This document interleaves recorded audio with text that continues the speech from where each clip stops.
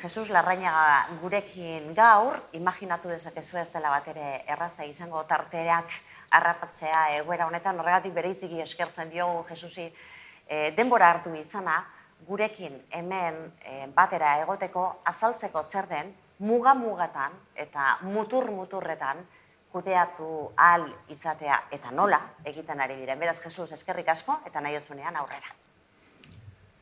Eskerrik asko, Pilar, eskerrik asko agintari guztioi, da eskerrik asko benetan gonbidapena honegatik. Me vuelvo a presentar. Soy Jesús Mari Larrañaga, garitano, y trabajo como gerente de la Organización Sanitaria Integrada Araba, OSI Araba, perteneciente a Osakidetza del Servicio Vasco de Salud.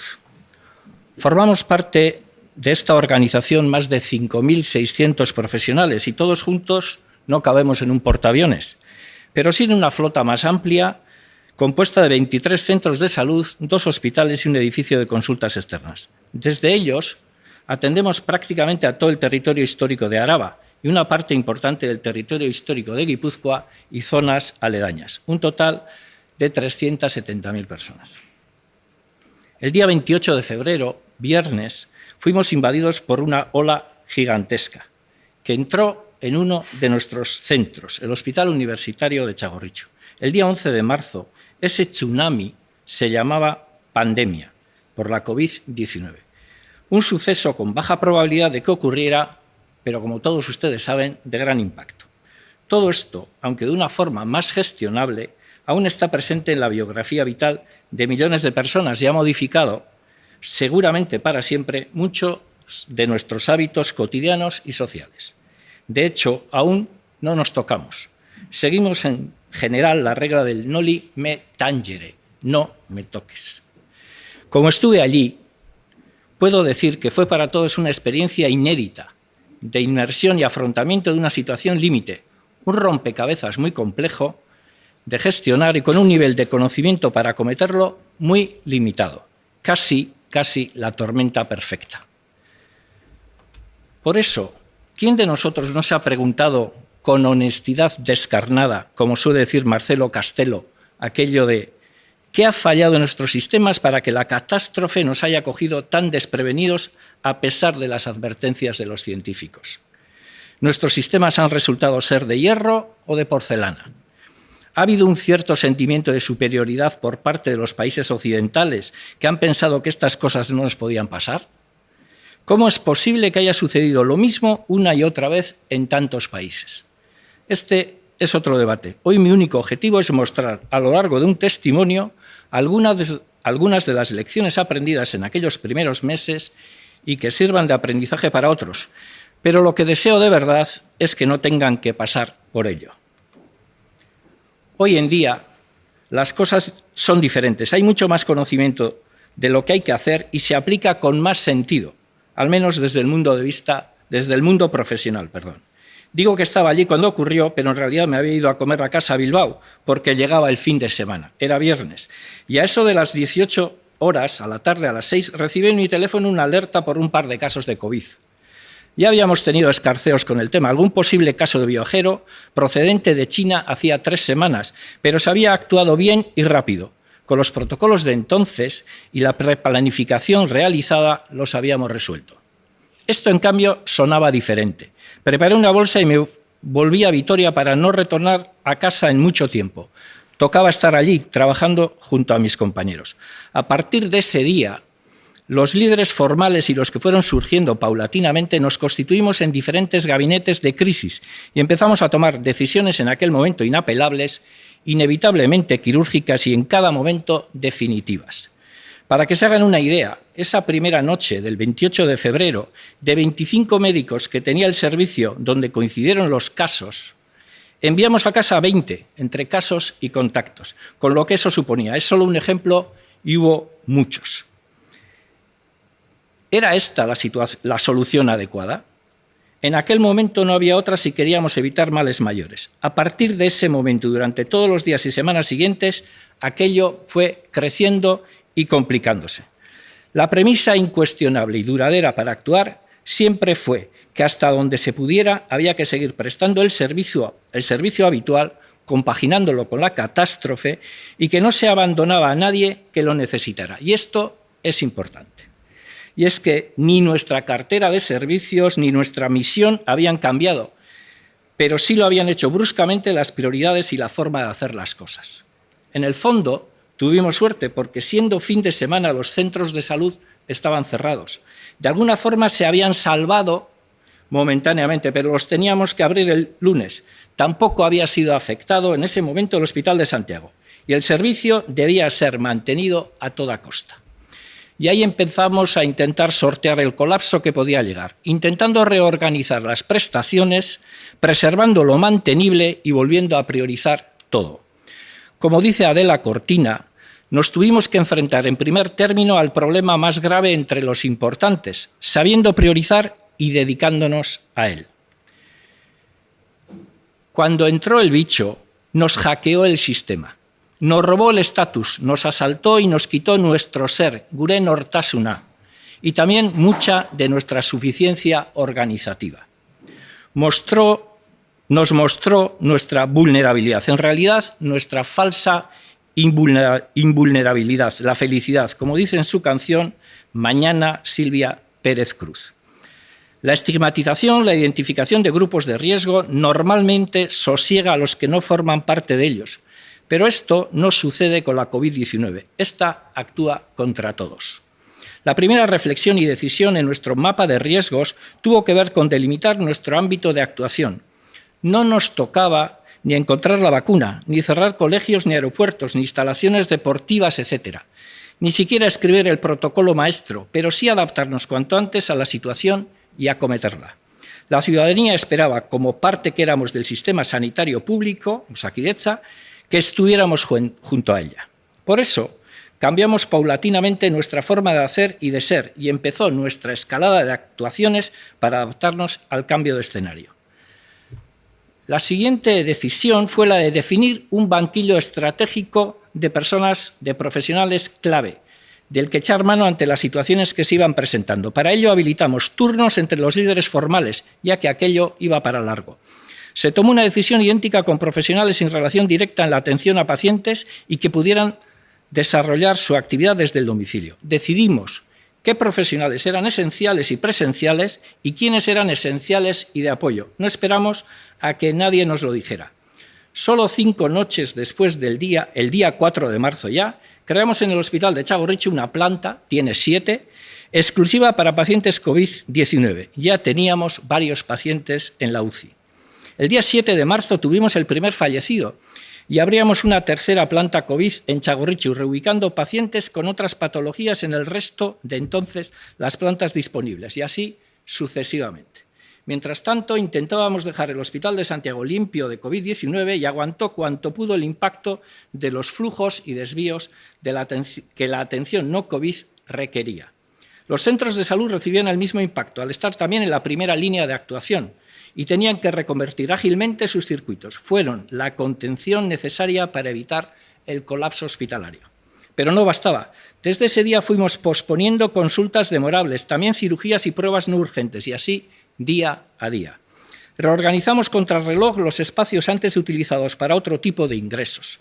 Acondicionamos consultas y circuitos en los centros de salud, en los 2 hospitales y en el edificio de consultas externas, y seguimos adaptándonos a las nuevas circunstancias. Nuestra primera actitud, nuestra primera respuesta fue quirúrgica y defensiva y nos llevó a trabajar con lo que teníamos en cuanto a espacios, equipos de protección, pruebas PCR, etc. Muy pronto, sin embargo, se convirtió en una actitud reactiva, colaborativa, emprendedora, transformativa y cómplice. Transformamos organizativamente y asistencialmente la OSI Araba y transformamos muchos de nuestros procesos para seguir atendiendo adecuadamente a los pacientes y así mantener, en la medida de lo posible, nuestra cartera de servicios.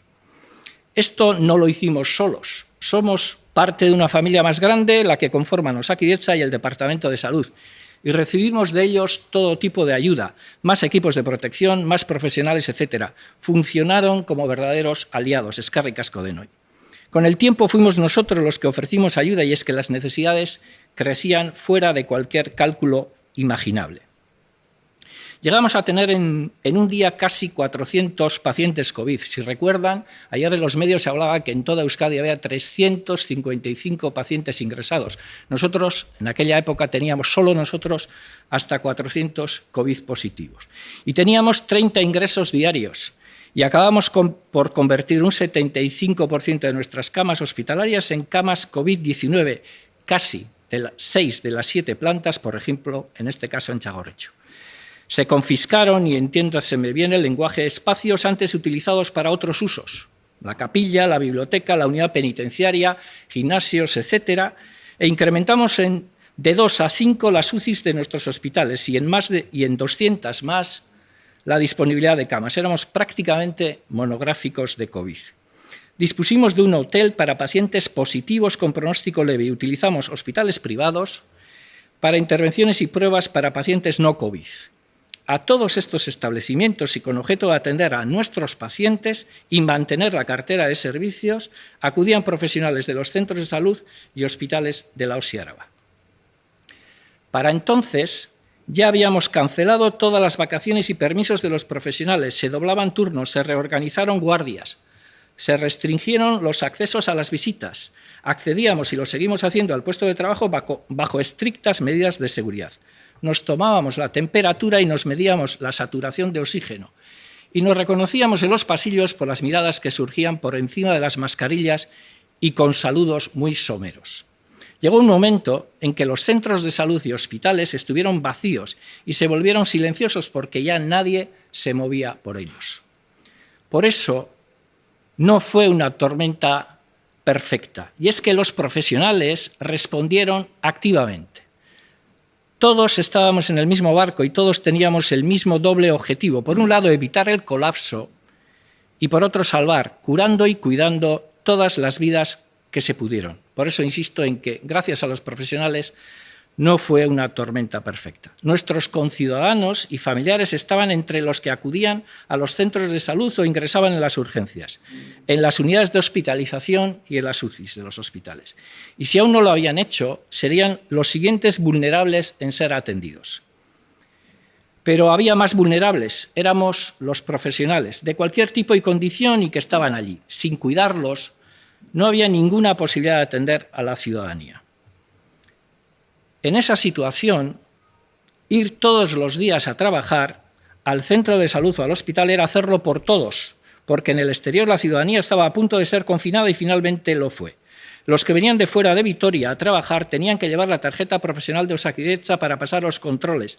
Las empresas y comercios se cerraron, desapareció la vida normalizada tal y como la conocíamos y además aquel tsunami que al principio solo nos ocurría a nosotros en Vitoria se extendió muy rápidamente y se cerró todo. Se empezó a contar solo con las panaderías, los supermercados, la policía, los bomberos, los taxistas, los repartidores. Gracias por todo lo que nos ayudaron cada uno de ellos. Y estábamos también nosotros, los profesionales del sistema sanitario. Y nos convertimos ya oficialmente en esenciales, es decir, beneficiosos y necesarios para la comunidad, socialmente útiles para la humanidad. Esta etiqueta imprime comportamiento. Sus consecuencias son la alerta e incertidumbre constante, además del cansancio emocional mantenido. Eso es lo que hemos vivido desde aquel 28 de febrero. Para intentar aliviarlo, pero también como criterio de seguridad, abrimos y facilitamos a los profesionales sanitarios presentes la posibilidad de gestionar sus agendas de actividad y sus pacientes en formato no presencial, digital, etc. Fue una buena iniciativa. Sus compañeros, aislados en sus casas, colaboraban con los anteriores también en esta gestión. En definitiva, telemedicina y teletrabajo. Creamos un servicio de intervención psicológica telefónica con psicólogas y psiquiatras dirigido a profesionales, a pacientes y familiares con abordajes individuales y grupales. Decidimos distribuir teléfonos y tabletas en las unidades de hospitalización para la comunicación de pacientes con sus familiares. Creamos un buzón para que la ciudadanía trasladara mensajes a pacientes y profesionales. Aquí pueden ver algunos ejemplos de ellos. Y estos eran leídos a diario a sus destinatarios por parte de los profesionales de enfermería. Ante esta nueva situación intentamos mantener la humanización de la asistencia en todo momento y tratamos de construir y definir una nueva forma de relacionarse entre profesionales y pacientes. Muchas de estas medidas siguen vigentes y algunas han venido para quedarse. De una manera espontánea y paulatina, se agudizó y reforzó el fundamento que define el comportamiento esencial del mundo sanitario público, la hospitalidad.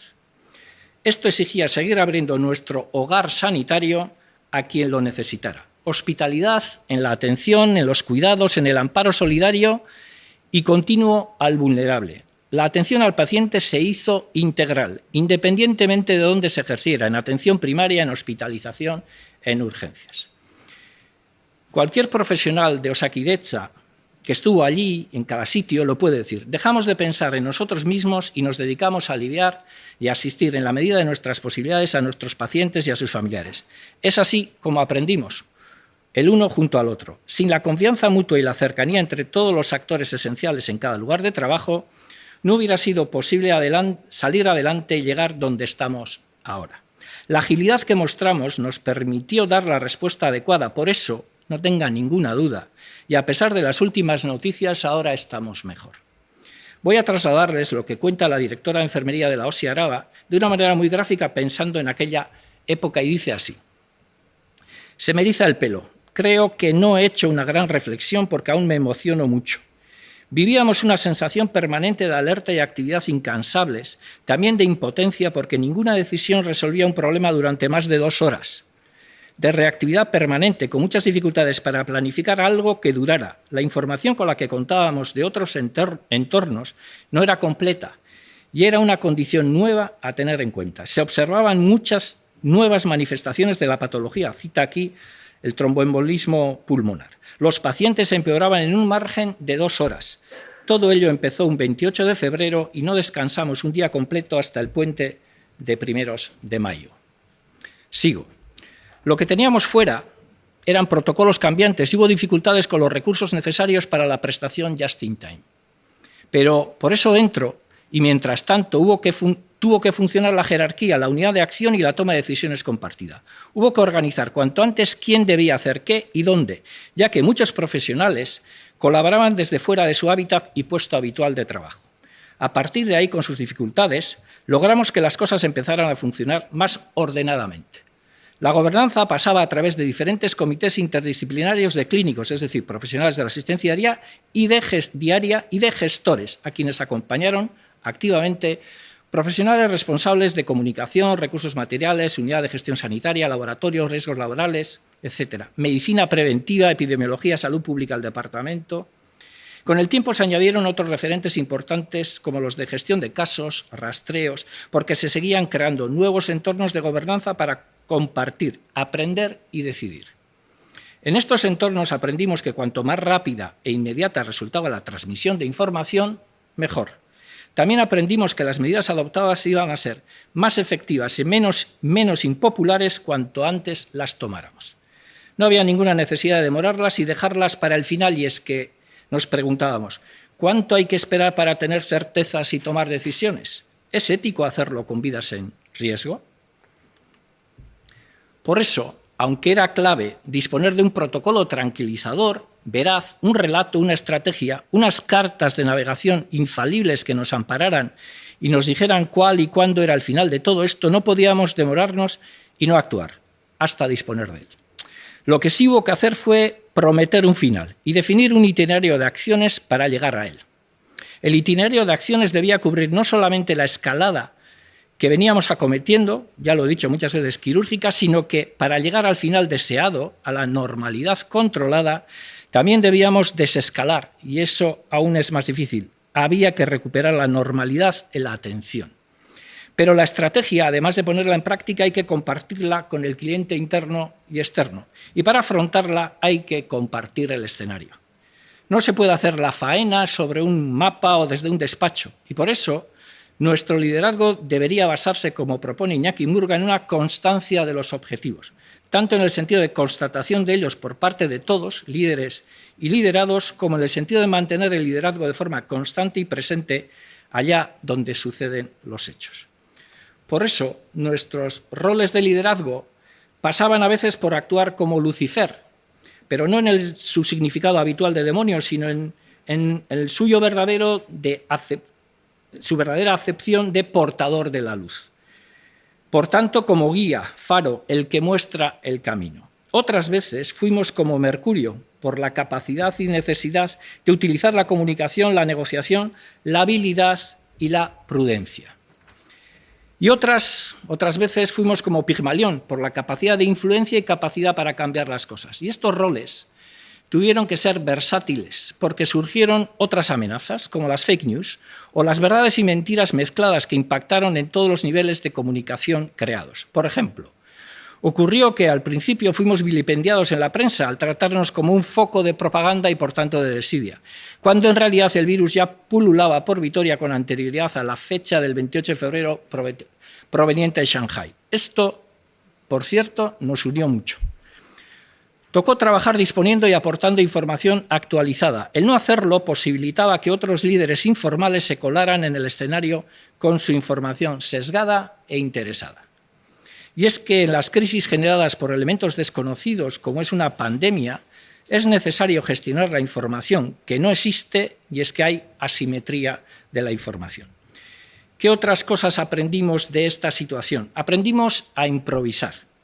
Era entendible e inevitable improvisar mientras se aprendían los nuevos códigos con los que actuaba la enfermedad, y eso fue fundamental para ordenar las cosas. Además, tuvimos que recurrir a la prueba-error como fundamento de trabajo. Nunca fue una improvisación temeraria y sí un proceso de adaptación e interpretación intuitiva, efectiva e inteligente de lo que ocurría, siempre con el objetivo de buscar soluciones. Así lo hicieron, por poner algunos ejemplos, los profesionales de urgencias cuando tenían que gestionar las salas de espera saturadas, o los de la UCI cuando sus pacientes evolucionaban mal y no sabían qué tratamiento darles. Poco a poco fueron aprendiendo y conviviendo con la nueva situación. O los profesionales de atención primaria cuando tuvieron que seguir dando calor, confort y cuidados a sus pacientes pluripatológicos que quedaban ocultos bajo los COVID-19, o los gestores al transformar plantas de hospitalización o de consultas externas en UCIs de primer nivel o en dormitorios para residentes, etcétera, o los fisioterapeutas trabajando a pie de paciente en las UCIs. Ahora ya no hay razones para tanta improvisación y adaptación. Ahora ya sabemos cómo actuar y por lo menos deberíamos haber aprendido. En Euskadi lo hemos hecho. Aprendimos a buscar expresamente ayuda y la encontramos. Aprendimos que no estábamos solos y tuvimos la colaboración de muchos profesionales de Osakidetza y del Departamento de Salud que nos acompañaron en ese liderazgo adaptativo e improvisado consciente. El trabajo en equipo entre todos fue fundamental.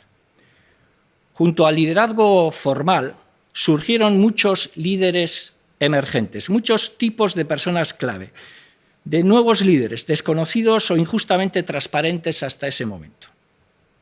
Desde la anestesista y la cirujana que ya no operaba pero pasaba planta, a los residentes, médicos de enfermería, etcétera, que se pusieron a disposición de la situación para trabajar en el hotel. Al personal de limpieza que garantizaba las medidas higiénicas en todas las instalaciones, al celador o celadora siempre dispuestos a atender cualquier eventualidad, a la enfermera y a los auxiliares que cuidaron a los ingresados hasta la extenuación, a los telefonistas que calmaban a los familiares ante la incertidumbre y la falta de noticias, al personal de seguridad atento a incidencias innecesarias, a los ingenieros que lideraron la transformación física de la organización, a los psicólogos y psiquiatras que nos cuidaban a pesar de no cuidarles nadie a ellos, a los intensivistas y al personal de urgencias trabajando sin descanso alguno día y noche, al personal de mantenimiento que hacía que las cosas siguieran funcionando como antes, a los administrativos de personal agilizando trámites para nuevas contrataciones, a las secretarias, informáticos, al personal de cocina, al personal de las áreas de atención al cliente de los centros de salud, a los servicios de atención al paciente y usuario de los hospitales, a los que transportaban al personal al lugar de trabajo, a aquellos liderados sindicales que se ofrecieron a volver a su puesto de trabajo, etcétera. Pero también aprendimos a asimilar que no todos los profesionales tenían la misma habilidad o fuerza, ánimo o energía para superar una situación. Hubo personas que se paralizaron cuando les tocó ejercer su cuota de liderazgo o acudieron al espacio de confort de la incredulidad, al estáis exagerando, postergando la ayuda. Hubo también otras, como muchos recién jubilados, que se pusieron a nuestra disposición, gracias a todos ellos. Y hubo otras personas que literalmente desaparecieron y no estuvieron en el fregado. Hubo de todo. Hubo desorden, pero también complicidad. Hubo miedo, pero sobre todo hubo compromiso. Aprendimos que habiendo modelos de liderazgo probablemente no aplicamos ninguno en concreto. Aprendimos que mucho de lo que había que hacer ante situaciones tan intensas no se encontraba ni en los papers, en los artículos clínicos, ni solo en la lectura de informes ni en el análisis de los mismos, sino en el contacto con lo que ocurría y en el sobreponerse todos los días a la situación. Probablemente nuestra conducta de liderazgo, la de todos, solo traslucía el respeto y el compromiso de dar la preferencia en nuestros esfuerzos a los más vulnerables. Eso fue tal vez lo que permitió que todo el mundo avanzara suficientemente unido y nunca hubiera discusiones irrecuperables. ¿Estuvieron presentes nuestros valores en todos nuestros comportamientos sin saberlo nosotros? Aprendimos que en tiempos con riesgos importantes se necesita tomar decisiones contundentes y difíciles y como no se debe generar pánico, estas han de coexistir con medidas equilibradas y a largo plazo. En un Estado de Derecho solo hay una forma para acometerlas y es la de generar un entorno de confianza mutua. Es la forma más difícil. Lo vemos todo y lo vemos todos los días en los medios de comunicación. En lo personal, también fui afectado severamente. Ahora ya estoy mejor, solo eso. Y el último escáner del pasado día 30 de septiembre ha salido perfecto. Lo vivido me enseñó que mi afán automatizado e inconsciente de responsabilidad me hizo descuidar mi salud y mi seguridad. Espero no volver a condenarme por esa dependencia de protocolos teóricos y bienpensantes, aquellos iniciales, a los que hice caso y ahora ya sé que irresponsablemente. Aprendí y aprendimos que el tipo de liderazgo compartido, la complicidad espontánea, el compañerismo, el relevo cualificado y la confianza en el qué hacer hicieron que todo siguiera funcionando cuando hubo ausencias inevitables. Por eso también hemos aprendido a creer cada vez más en el liderazgo presente pero humilde, en cierta forma, en el que se lleva a cabo desde la sombra y no desde el púlpito, y que los liderazgos incapaces de conseguir consensos por estar más atentos a medrar al impacto mediático o a otras coyunturas deben ser suprimidos o apartados cuanto antes de la faena. Aprendimos que al principio hay que actuar con centralización y jerarquía, y enseguida con liderazgo compartido, con trabajo en equipo tal de lana y con agilidad en la toma de decisiones. Aprendimos que es necesario lograr tener un relato cuanto antes, que incluso sirve disponer o recuperar una versión beta y adaptarla y aplicarla hasta que encaje. Y es que las decisiones han de ser ajustadas a la información disponible en cada momento. Aprendimos que los líderes, a la hora de aplicar un plan, deben buscar soluciones no binarias, han de ir más allá del sí y del no. Deben escuchar la opinión del equipo y tener claras las prioridades. Por ejemplo, en nuestro caso, la seguridad de los profesionales y la atención a los pacientes. Aprendimos que ejercer liderazgo requiere de tomar conciencia del mismo, bien porque te corresponde o bien porque la incertidumbre o la dimensión del riesgo te impulsan a hacer algo establecido, o bien a improvisar inteligentemente o a interpretarlo cualificadamente. Aprendimos que liderar en entornos inciertos y ambiguos también consiste en proteger, en cuidar, en enseñar, ayudar, etc. Que si no es compartido, el liderazgo real no existe. Aprendimos que la habilidad de cuidar de nuestro entorno y ayudar en su desarrollo es una competencia intrínseca del liderazgo. Que hay que pensar dónde se están dando esas situaciones, esos momentos críticos, porque no solamente hay que gestionar el ataque exterior, también hay que tener en cuenta el impacto entre nuestras filas, el impacto emocional, y para eso hay que estar junto a la gente, entendiendo y compartiendo lo que les ocurre. Y discúlpeme por utilizar una vez el lenguaje bélico. Aprendimos que la cercanía y la presencia son factores que influyen en la credibilidad del líder, más allá de que comunique bien o no, aunque esto ayuda. Lo mismo que ayuda a pensar en lo inesperado, resolver lo de hoy y planificar lo de mañana, analizar los datos y tendencias, dar siempre feedback y pensar en todos los posibles escenarios, intentando anticiparse a ellos. Aprendimos que hay que saber responder a los líderes negativos, porque son otra de las causas que dificultan el trabajo en equipo al generar frustración entre los profesionales exigiendo resultados inmediatos e inalcanzables en la mayor parte de los casos, sin mostrar el camino para llegar a conseguirlos. Añadiría además, en cuanto al liderazgo y su gestión in situ, que esta crisis ha obligado a los líderes a activar y desarrollar de una manera acelerada y espontánea un conjunto de habilidades que les han permitido responder de una manera muy notable. Por todo ello es necesario formar en competencias a estos líderes, mejorando destrezas relacionadas con su propia confianza, destrezas de comunicación, compromiso, comprensión de la misión, solidaridad y compañerismo, respeto y empatía, autenticidad, inmediatez versus procrastinación, resiliencia, etc. Dentro de las innumerables transformaciones que nos ha de exigir el periodo que aún tenemos por delante, ese que nos anuncian cada día y con razón los expertos, está el de formar en competencias a estos líderes. Este ha de ser uno de los retos e inversiones en el ámbito de personas que hemos de llevar a cabo sin demora en todas las organizaciones que queremos mejorar, es decir, si queremos tener mejores resultados. Y señalar, por último, que si pudiera destacar algo por encima de todo en el comportamiento que os he descrito a lo largo de este testimonio, sería que ha estado principalmente basado en la generosidad, mucho más en la generosidad que en la hegemonía de unos sobre otros, sin hacer prevalecer al grupo, al conjunto, dando valor así a la capacidad de complementarse unos con otros a la hora de aportar soluciones a la situación. Gracias a esta actitud, a este liderazgo ético, se han conseguido salvar a miles de personas y va a hacer posible que las cosas estén mejor mañana, aunque hoy mismo nos pueda parecer que no. Nuestros líderes, siendo diferentes, han sabido interactuar pensando en quien más lo necesitaba. Esta es la mejor enseñanza que hemos podido dar las y los profesionales de la OSI Araba y de todas las organizaciones de Osakidetza en este periodo tan difícil. Y es que, como dice Daniel Innerarity, el coronavirus nos permite descubrir hasta qué punto nuestros destinos están compartidos. Eskerrik asko guztioi eta benetan zaindu. Eskerrik asko.